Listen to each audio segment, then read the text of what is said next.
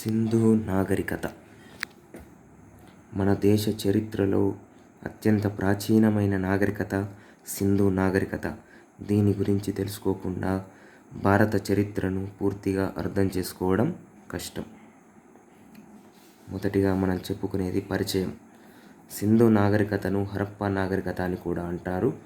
ఇది సుమారు క్రీస్తుపూర్వం 2500 సంవత్సరాల ప్రాంతంలో పంజాబ్ సింధు ప్రాంతంలో కనిపించింది.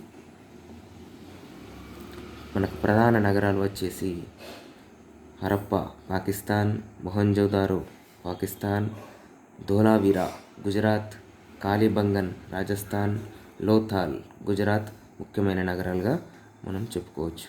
ఈ నిర్మాణ శైలి వచ్చేసి వీరికి మంచి పట్టణ నిర్మాణం ఉండేది. విభజనతో కూడిన వీధులు, ఇటుకలతో నిర్మించిన ఇల్లు, నికరమైన డ్రైన్ సిస్టమ్ ఉండేది.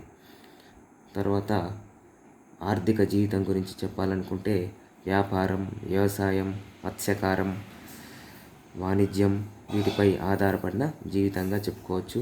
మొహంజోదారోలోని గ్రేట్ బాత్ అందరి దృష్టిని ఆకర్షించిందిగా మనం చెప్పుకోవచ్చు.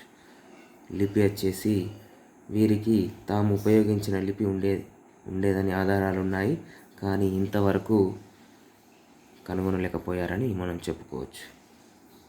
మరి ఈ పాఠానికి ముగింపు, ఈ నాగరికత పర్యావరణ మార్పులు, నదుల మార్గం మారడం వలన నెమ్మదిగా కనుమరుగైందని చెప్పుకోవచ్చు.